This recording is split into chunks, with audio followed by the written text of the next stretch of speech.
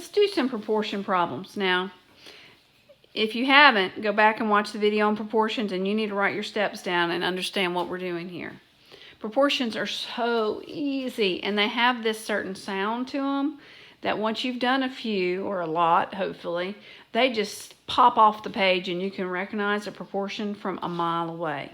Now, if you're one of my students, we're working solving proportions, and we're going to be working some of these problems here just to kind of get you started on page 115.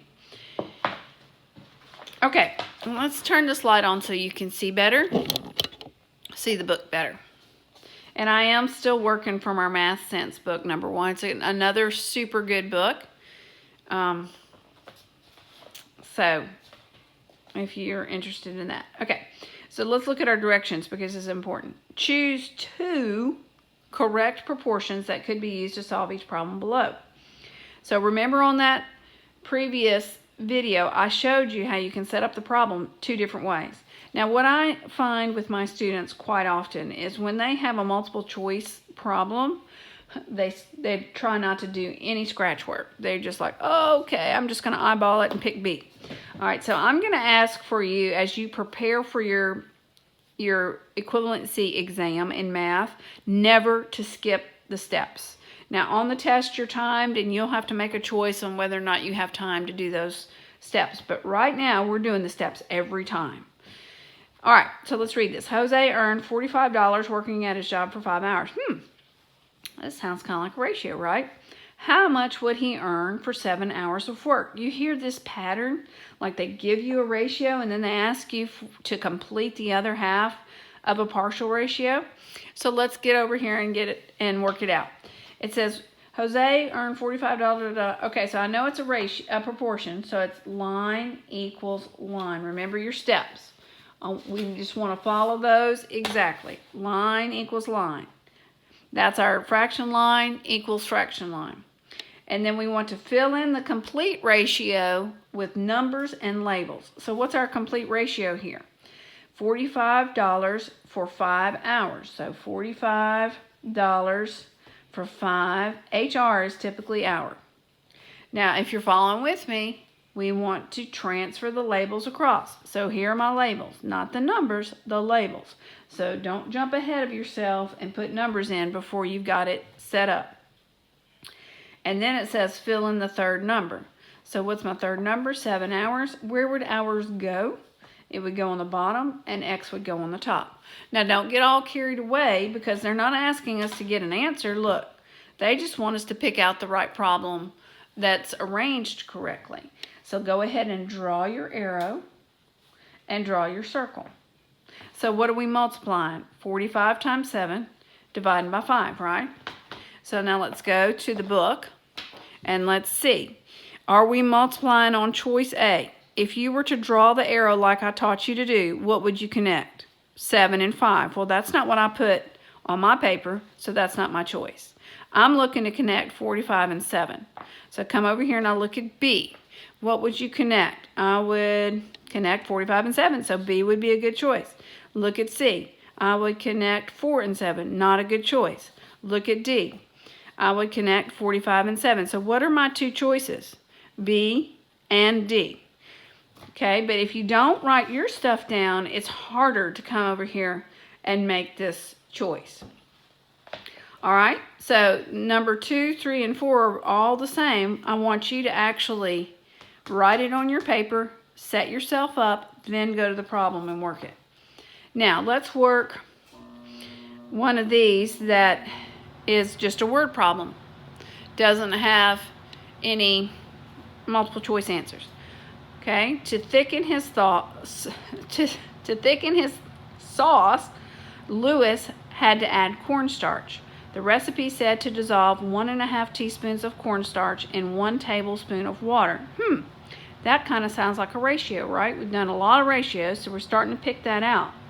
How much water is needed to dissolve 6 teaspoons of cornstarch? So they're changing the amount of cornstarch. That's not a ratio, that's a proportion. So we want to follow our steps like we did before. Okay, so we read it. And now we want to work it, set ourselves up to work it. Okay, I'm trying to get this so there's not a glare on the board, but you can see the book. So we know that we want to do line equals line, rule number 5. And we've got to find that first complete ratio. That doesn't mean it's first in the problem, don't get me wrong. Sometimes it comes second in the problem. 1½ teaspoons in 1 tablespoon of water, that's a ratio. Now I don't want to use T, because teaspoons and tablespoons, that's too close for me. And don't freak out about a fraction. 1½ teaspoons of C, I'm going to use C for cornstarch, to 1 tablespoon of water. You see I changed it and didn't use the T? Now remember your steps. So we filled in the first, transfer your labels across. So now C and W come across over here. And then we go back to the problem and we look for that. We need another value to put over here. So how much water is needed to dissolve 6 teaspoons of cornstarch? Where am I putting 6 teaspoons? Up here next to corn, right? And I don't have water. So that's where my X is. Notice how many times I consulted with the problem. You have got to read the problems. Now, from here it's easy. Easy, easy, easy.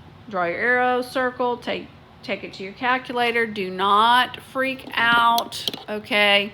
You can do this on the calculator. When you see that fraction, everybody freaks out. 6 times 1 divided by 1½ So remember, that's that mixed number. 1 second, N over D. 1, move it down. 1, move it over. It's a lot of punching. And it's 4. Of course, if you know it's 1.5, you can use it as a decimal. And so my answer is X equals 4. So how much water should the person add? 4. All right, now I want to show you this one with the chart real quickly. It's really weird, and if you like football, you might understand it better. If you don't like football, then you really might not understand it at all. Okay, so we're using proportions in the chart. We got Ohio State, UCLA, Notre Dame, Miami. We're looking at games played, rushing, passing. You need to kind of look at your chart and know what they're presenting to you. Now let's look at number 7. How many rushing yards would Ohio State have if they rushed at their same rate? Okay, guys, rate, ding, ding, ding, that's a ratio. Okay, like a unit rate. If they rushed at their same rate, but played as many games as Miami. So that's a little confusing on how to set that up. So it is still proportion. We still want to do line equals line. But we need to go find the Ohio's, if they rushed at their same rate. So you have to think this through. So Ohio rushed, looking at rushing, to determine their rate, you would take their rushing yards, rushing, over their games played. And that's what's a little bit tricky, okay? So we want to keep their rate the same, but they want to play as many games as Miami. So we need rushing and games over here. And then we go look at Miami. Miami played 5 games, so we're going to change their games to 5 and see what their rushing rate is. And then, of course, this is easy. Once you get it set up, there's no, I mean, the math is like simple, but you just have to know how to get it set up. So 220 times 5.